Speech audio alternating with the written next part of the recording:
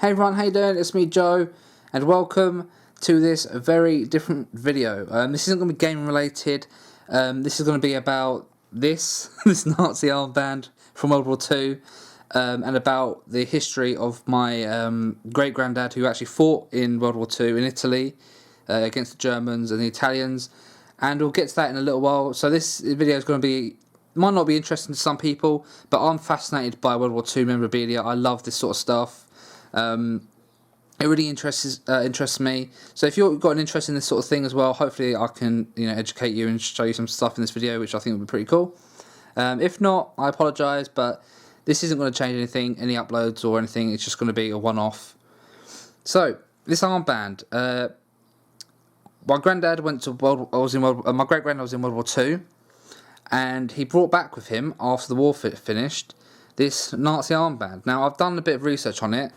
And it's apparently a Hitler Youth armband. Because you've got the stripes here, the white stripe, that means it's a Hitler Youth armband, I believe. These are apparently easily faked. I'm not saying this is faked, because it's not, because my great-granddad brought it back from the war. My granddad even remembers him bringing it back with him, so there's no way it's faked. You can tell by just the dirt on it. It's very old. But, if we look on the back, can you see this little stain? It's a bit brown there. That's apparently a blood stain. Now, when my great-granddad brought this back from the war, my granddad remembers, he told me, because it's my granddad who gave me this, but my granddad told me that this was actually a blood stain. And my mum, when she was a kid, even remembers my granddad showing this off to the neighbours that it had a blood stain on it. So that to me is fascinating. Like, it doesn't look like a blood stain, but apparently it was. There's a little bit of brown there, so I know blood goes brown once it's a thingy. But you got to remember, this is old, so I don't know if it just goes over time. I don't know how blood works after a long time. But we've also got a label on the inside, it's like a sticker, a label sticker thing. It's peeling off a little bit. But if I can actually hang on, it's hard to do things with one hand. Okay, that's the best I can probably do, because the label is coming off a little bit. But if you get close up, you can see, again, I've done a little bit of research on it. So the RDM is a manufacturer's stamp sort of thing, which means it's, it meets the Reich standard. And this little thing here, this little diamond, you can't see it, but because it's a bit like blurry. Well, it's not blurred, it's just the stamping quality is not the best. But that's meant to be like a Nazi symbol in there. We've got this word here. I'm not going to try and pronounce it. But that Reich word, that's like 20 letters long, is actually the RDM. That's what that stands for. And then Der NSDAP is for the National Socialist German Workers' Party, which is basically Nazis. So it just means it's manufactured by the Nazis or something, I don't know. It's also got this word up here, which you can see is like Hersteller or something. I just did a simple translate on Google Translate, and that means manufacturer. And then it's got A4 and then 18.0, which is the manufacturer's number. Now, I have seen some places some websites where they actually show you can actually find out where these are made from that number. But I haven't been able to find one out for this. So if anyone can actually help me with that, it'd be greatly appreciated. It's also got a B. Don't know what the B means. But yeah. Now I did say that this is probably I didn't know this was a Hitler Youth armband until recently. So I assumed it might have been someone my granddad killed. But it's possible, a lot of kids fought in the war, man. Like even on the British side, I think. I can't remember the youngest person in Britain to fight. I think he was like 13 or something. It was really young. He actually fought in the war. So it was obviously the same on the German side. And a bit of history on the Hitler Youth, from the research I did. They were actually obviously brought up, it's like a scouts group, they were brought up to just become little soldiers, basically, from the ages of like 14 to 18 or whatever. But they still actually did fight. They were sent, once the German forces were losing, they needed more like reinforcements and manpower. They actually got the Hitler Youth to fight. They were trained on anti-aircraft guns, so when the Allies would bomb Germany, these Hitler Youth people would be on the anti-air guns shooting down the Allied planes. And they were sent to Normandy, that they actually fought on the front lines of Normandy. So with this armband, I don't know how my great-granddad would have got it. It's really awkward because he never ever spoke about it. When he got back from the war, he wouldn't tell anyone what happened. So we've had to do a lot of research, like the family, over the years. So if you want to know now, that's the armband. It's pretty cool. But now I'm going to go into the history of what my great-granddad did. So we'll get this armband out of the way for a second. And I've got some pictures here. So this is I personally haven't done this research, because when you have to get documents off of about people's war history and service history, you have to go for the Ministry of Defence. Now this research was done in 1991, so it might be worth redoing it. I haven't personally done any research other than find out what the battles and stuff he fought in. This man right here, if you can see him, that's my great uncle, my great granddad. His name's George Usher. I'm saying his name because I don't have that family name anymore, so it really doesn't matter if I say his name. But that's George Usher. And they've got another picture here. I don't know what this is. I don't know what they're doing there. I don't know if that's just like barbed wire or just some netting or fencing or something. I don't know. But he is also in this picture. He's here. I've got the same picture. They're the same picture, but they're just like lit up a bit more, so you can see like it's quite dark there. So it's just being brightened up a bit. And you can see him again. That's him there. He's quite a tall bloke. I think he's like 6 foot something. I can't remember. He's quite tall. And then there he is again on this picture, which is, I think that's brightened up as well. So yeah, they're the only pictures that the Ministry of Defence actually had of him. Okay, so on to the next part. We've got this letter which my family sent back in. You can see the date up there, 1991. So this is quite an old letter. I've covered up their address and stuff because I think they still have that address, and I want to show their family name. But yeah, they did their research. So you can see here, this is referring to Sergeant George Edward Usher, the Royal Fusiliers. So that's my great-granddad. So in this letter, my family were trying to find out why he got a mention in the London Gazette, which is quite a high prestigious mention. But if you read this line here, those who were mentioned were given a certificate signed by the King, but this again did not record the reason. So my granddad got a high recognition from the King, a signed certificate from the King, but he did something in the war that got him that, but they won't announce why he got it. So that's led my family to believe that maybe he was on he did something like amazing, some secret mission. He did something that, might have changed the outcome of a fight or a battle. We don't know. That's the thing. He got this mention, but it hasn't been recorded why he got the mention. It's like top secret sort of thing. They won't release it. So, like I said, he got mentioned in the London Gazette, which is here. We've got a copy of it here. So if you read this bit here, it says, "The King has been gracefully pleased to approve that the following be mentioned in recognition of gallant and distinguished services in Italy." And then on the second page, you can see that my granddad got the mention there, Sergeant G.E. Usher. So he got the mention, but they won't announce why he got the mention. So that's a big goddamn honour there. And as you can see here, he's a Royal Fusilier. So out of all the Royal Fusiliers, that's all of them. And he got a mention, he was a sergeant. And they won't announce why he got the mention. Like most people, they do. But for him, they wouldn't. In this letter, they say that.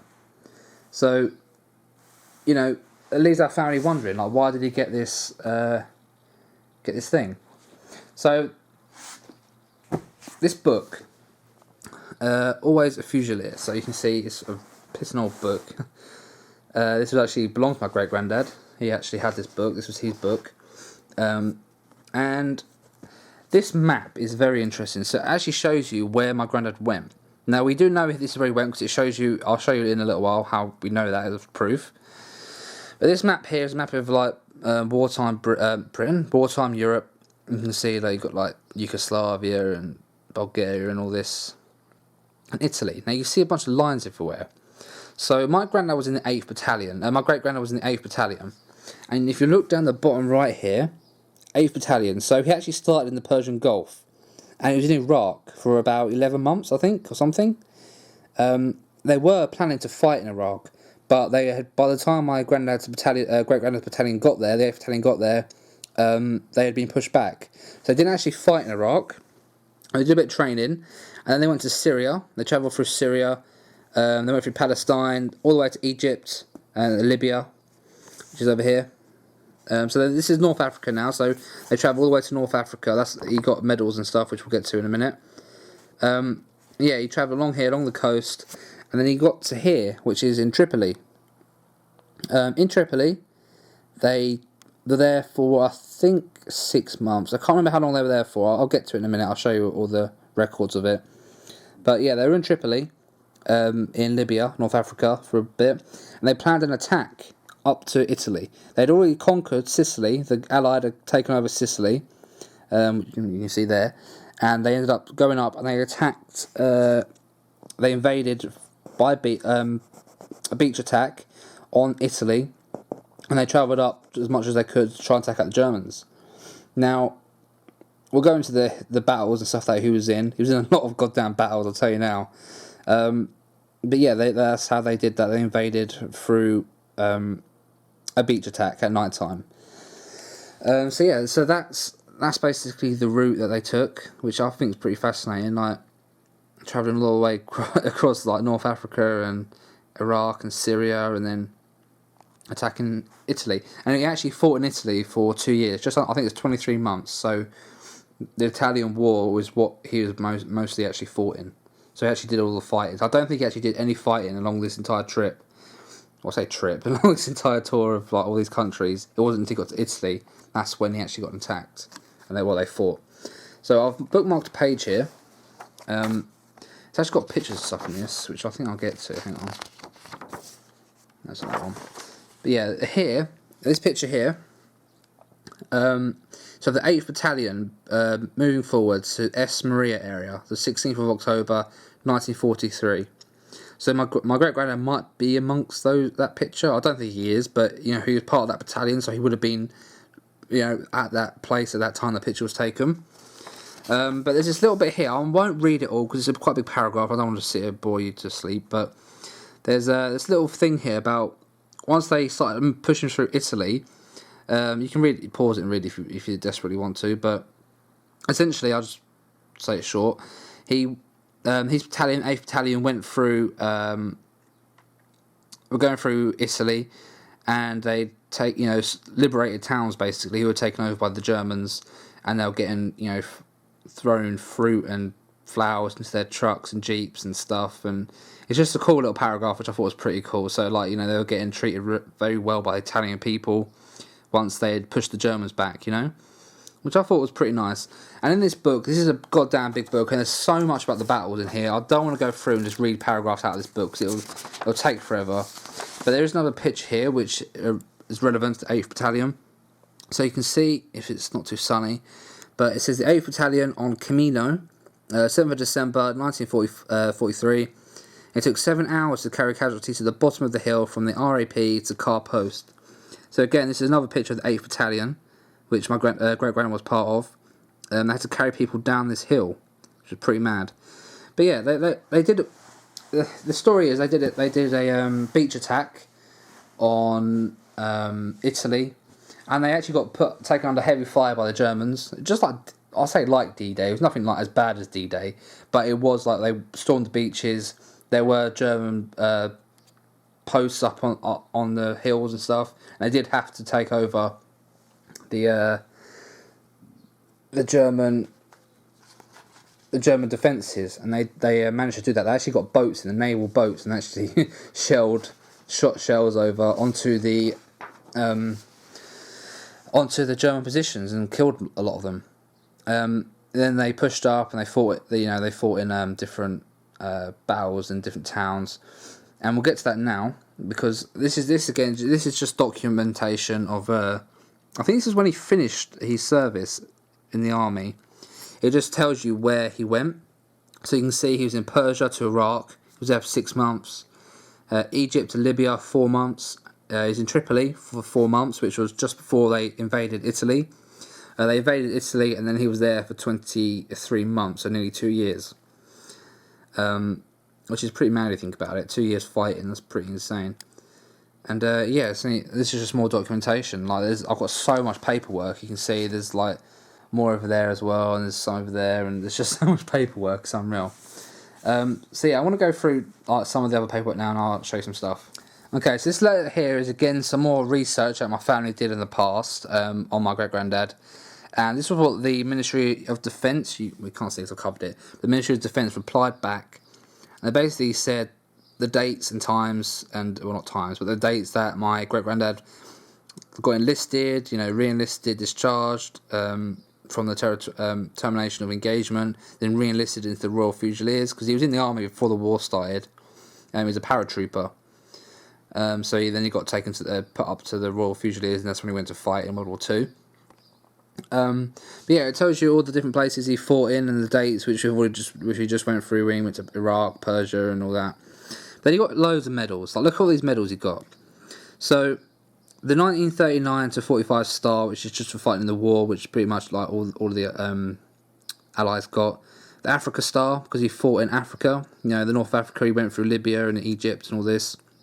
And he got the 8th Army class, because he was part of the 8th Army, part of 8th Battalion. He got the Italian Star, because he obviously fought in Italy for 2 years. Defence Medal. Now, the Defence Medal was quite an interesting one, because I looked up how you get awarded that. And the Defence Medal is given to people who fight, who defend an area. So he was in a town at some point, and he defended it with his battalion, from bomb attacks, from planes, from tanks, from just reinforcements of Germans and Italians, which is pretty mad. So at some point, him and his battalion was stuck in a town, and they managed to defend it by themselves, sort of thing. That's what that means. And there are documents that I've got on me that do show that, and in this book as well, it does say that they did do that. So that's why he got that medal, which is interesting. He got the War Medal. Again, it's just for fighting in the war. Efficiency Medal, Territorial Efficiency Medal, and mentioned in the dispatches, the London Gazette, which we've already been through. So this was given for the Ministry of Defence to just show that that's what happened, the medals he got. I don't have the medals on me. I wish I had hold of the medals, but another family member's got them. We don't actually know who's got them. But yeah, it's a shame I don't have the medals, because it'd be really cool to see the medals. Okay, so this bit of paper here is, you can see, this is when he literally signed up. He was already in the army, but this is when he signed up to do service in the territorial army for the Royal Fusiliers, and this is actually his signing up paper. So this is all his signature. You can see it's all signed by him down the bottom here. It's got his name all throughout. So this is actually what he signed. So it's just basically, are you married? How tall are you? Next of kin, all this stuff. So it's just interesting. I find it really interesting that the fact that this is actually my great granddad's handwriting before he went to fight in the war and did all this amazing stuff. Yeah, so this is the next page. You can see his apparent age is 24. So he was actually 24 when he went to fight in Italy. Well, not in Italy, but it was around that time. So he would have been about 25, 26 when he actually fought in Italy, which is a pretty mad thing, really, because I'm 23. And you think, next year I'll go fight, in a war. It'd be pretty mad to think of that. Okay, so this next bit of paper here is, it's hard to read. I can't read this sort of handwriting. It's really hard to read. But going through it, it says his unit there. So this is proof that it's his unit, the 8th Battalion. It tells you, like, Iraq. It tells you basically everything he did, what he was enlisted to do, where he was enlisted. It tells you his leave and stuff in here, I think, somewhere. You can see he embarks in the UK and then disembarks in Iraq. Granted rank of sergeant, so that's when he got promoted to sergeant. It tells you, like, the boats and stuff he went on as well, like the ships, the Her Majesty's Egypt and stuff he went on, and attached to a training camp. He was in a training camp at this date in 45, and I think that's when he finished fighting, so he did training. But yeah, it's just really interesting. So you can see up here, like, he what's that say? I think it says posted. So he was posted on the 1939, and then he attended the annual camp for 15 days, which I think is training or something. And then he was imported corporal or something, and then, or something, I don't know. But it's like, it's hard to read it. It's really hard to read it, but it does tell you that all the leave dates and stuff as well. But yeah, it's just, I think that's about it really. I think I've gone through most stuff. There is tons more, but like I said, it's probably more interesting to me because it's my great granddad. But I don't know. It's just been, I've been reading up on, like I said, I've been reading this book on the battles, and there's just so much. He's even got a mention in the back of this book. Wait, at the back? Yeah, it's the back. Yeah, he's got a mention in the book as well. Where is he? There. Sergeant G.E. Usher. So he's even got a mention in his book. So, you know, it's been fun reading it because I've been learning about everything the 8th Battalion did. It's not just the 8th Battalion because if I show you, go back onto the map, you can see there was other divisions. So you've got like the 2nd Battalion up here. So you can see there the 8th and the 9th Battalion went to Iraq, and the 2nd Battalion went to like Algeria and Tunisia. You've got some that fought in France, that's Czechoslovakia. Yeah, you see there like the 14th and 2nd Battalion fought in France, and some stayed in like Southampton, UK, Belgium, and that. But yeah, but like I said, my granddad was one who was down here in Italy, because apparently I think they invaded Italy on the same day that the Battle of Normandy happened up in France, which is quite interesting. So yeah. But yeah, I think that's, like I said, I've been reading this. There's so much more to it, but like I don't want to go through every single battle he did, like where he went, like to every town he went, because he went to a lot of places in those 2 years. But yeah, so it makes you wonder. So after knowing all that, it really makes you wonder where he got this from. You know, he fought alongside the Americans as well. So maybe an American got this and gave it to him. Maybe he just got it off of a dead soldier they found. You know, maybe an Italian gave it to him. We don't know. Like I said, my great granddad, he never spoke about it. When he got back from the war, he never spoke about it to anyone. Not a single person he told anything that happened. So I think he saw a lot of dark crap, like people dying. He probably killed a bunch of people. A lot of his actual battalion died. I think 400 people in his battalion actually died, which says a lot, because that's pretty grim. You know, he probably knew a lot of those people and they got killed. So it shows he was in a lot of deep battles.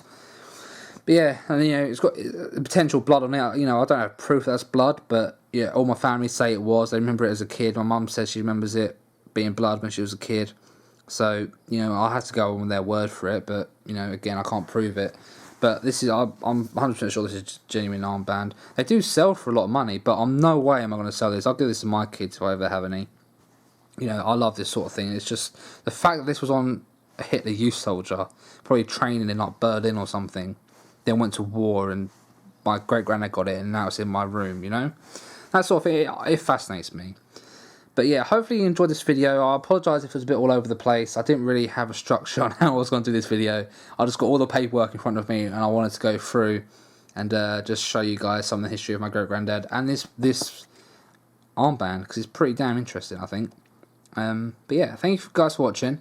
If you like the video, give it a like. Like I said, this is just a one-off video. This isn't the sort of thing I want to do anymore.